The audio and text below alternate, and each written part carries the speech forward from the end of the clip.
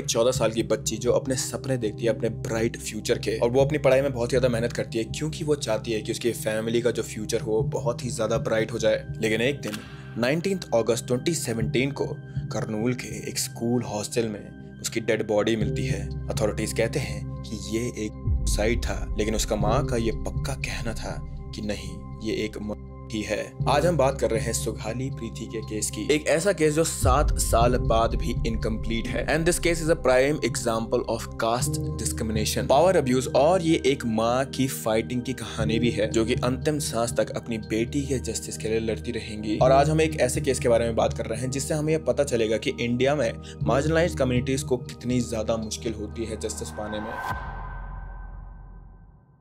सुघाली प्रीति एक दलित फैमिली से बिलोंग करती थी जो करनूल में लक्ष्मी गार्डन एरिया में रहती थी। उसके पेरेंट्स थे राजू नायक और पार्वती। राजू नायक डेली वेज लेबरर थे और पार्वती उसकी मॉम फिजिकली डिसेबल्ड थी, इसीलिए वो घर के काम करा करती थी। But despite their physical and economic challenges, ये फैमिली सभी फैमिलीज की तरह अपनी बेटी के लिए, अपने बच्चों के लिए बहुत ज्यादा ब्राइट फ्यूचर देखा करते थे। यहाँ ये समझना बहुत ज्यादा इंपॉर्टेंट है कि इंडिया में स्पेशली रूरल एरियाज में दलित फैमिलीज के लिए एजुकेशन एक एस्केप राउट है पॉवर्टी से। एंड प्रीति के पेरेंट्स का भी ये सपना था कि उनकी बेटी पढ़ लिख के कुछ बने और उनकी फैमिली के फाइनेंशियल सिचुएशन को थोड़ा इंप्रूव करे। ये टिपिकल मिडिल क्लास फैमिलीज के एस्पिरेशन होते हैं। आई एम प्रीटी श्योर कि अगर तुम लोग भी मिडिल क्लास फैमिली से हो तो तुम्हारे पेरेंट्स भी तुमसे यही उम्मीदें रखते होंगे।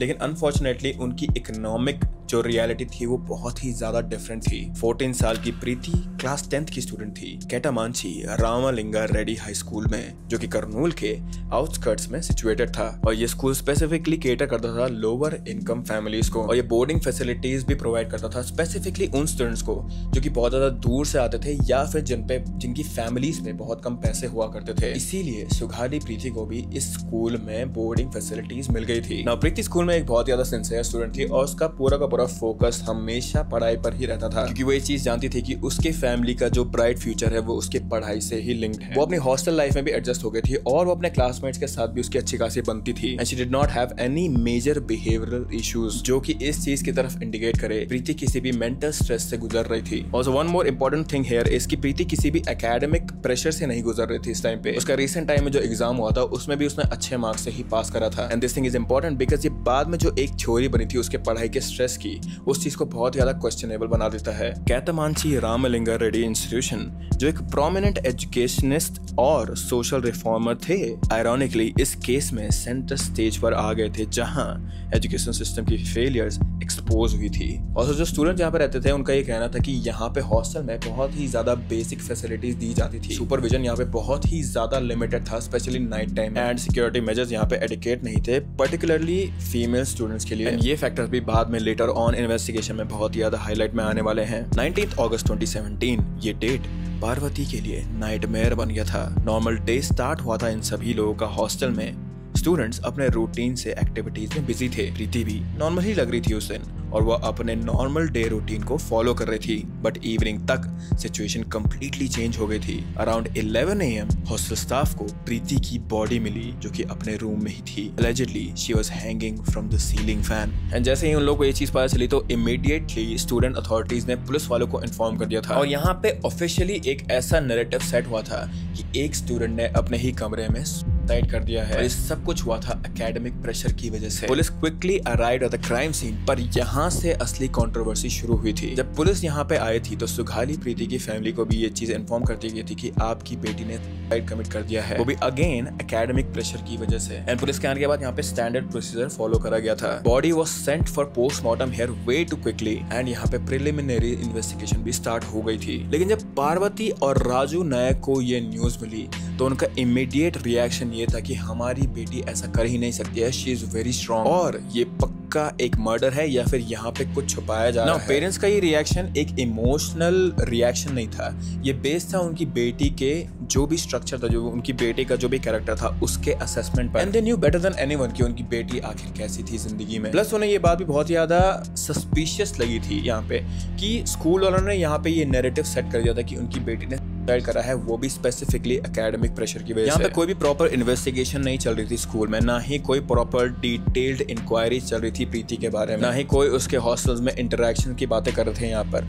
ना ही उसके किसी ट्रिगर के बारे में बातें कर रहे थे यहाँ पे स्कूल वाले, और उन्होंने सीधा का सीधा ये चीज स्टेटमेंट की तरह बोल दी थी बस। पार्वती अपनी बेटी को जानती थी इंटीमेटली, 14 साल की बच्ची जो अपनी फैमिली के लिए ड्रीम्स देख रही थी, जो पढ़ाई में फोकस थी, who was looking forward for better future, उसका सडनली कर लेना लॉजिकल नहीं लग रहा था उन्हें और उनकी मदर को भी। प्रीति रिस्पॉन्सिबल बच्ची थी, फैमिली ओरिएंटेड थी और रिसेंटली कोई मेजर सेटबैक्स भी नहीं आए थे उसकी लाइफ में, तो आखिर वो ऐसा कदम क्यों उठाएगी।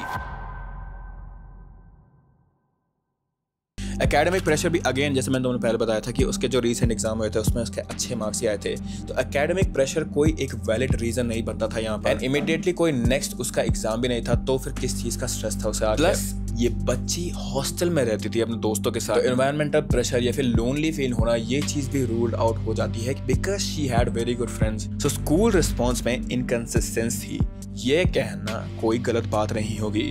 एंड सेम चीज पार्वती जी ने भी नोटिस करी थी। उनका कहना था कि पहले स्कूल अथॉरिटीज ने कॉल किया था कि बच्ची अनवेल है, जल्दी आओ, बट जब पेरेंट्स वहां पहुंचे तब पता चला कि वो ऑलरेडी डेड थी।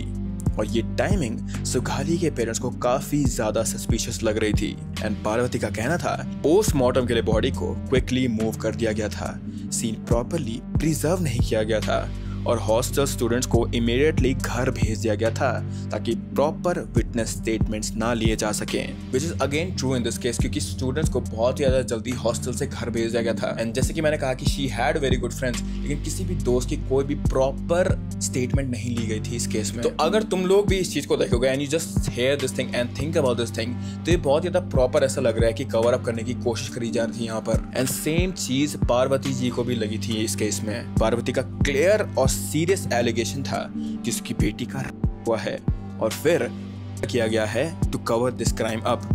रेप वाली बात कैसे आती है जब पोस्टमार्टम की हम बात करेंगे तब तो मैं बताऊंगा। उसका कहना था कि स्कूल ओनर्स के सन्स इन्वॉल्व हैं इस क्राइम में। यस, जो स्कूल के ओनर थे उनके बेटे पार्शियली कभी कभी स्कूल को चलाते थे और का नैरेटिव डिलिबरेटली क्रिएट किया गया है एक्चुअल क्राइम को हाइड करने के लिए। नाउ ये एलिगेशंस बहुत ही ज्यादा सीरियस थे, क्योंकि if this thing was true तो ये केस अब साइड से हट के और कवर अप का बन जाता है। अगर ये एलिगेशंस ट्रू थे तो ये चीज रिप्रेजेंट करती है कि एक नॉर्मल दलित गर्ल नहीं, एक माइनर दलित गर्ल, उस पर सेक्सुअल प्रेशर और इंस्टीट्यूशनल प्रेशर या फिर उनके पावर का यूज करके या फिर मिसयूज करके एक बहुत ही बड़ा षड्यंत्र रचा गया था, जिसे अब कवर अप करा जा रहा था कि नहीं दूसरे लोगों को बचाने के लिए। जब पोस्टमार्टम रिपोर्ट आए तब कंट्रोवर्सी और भी ज्यादा बढ़ गई थी।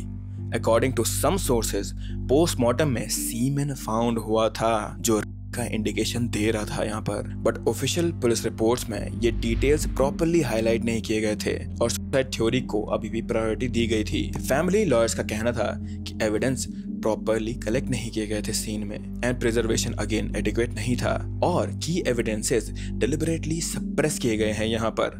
Meanwhile school side constantly maintain कर रही थी कि हाँ ये सिर्फ एक थ्योरी ही है और पोस्टमार्टम फाइंडिंग्स को भी क्वेश्चन कर रहे थे यहाँ पर लोग। Parvati was fighting all alone for this.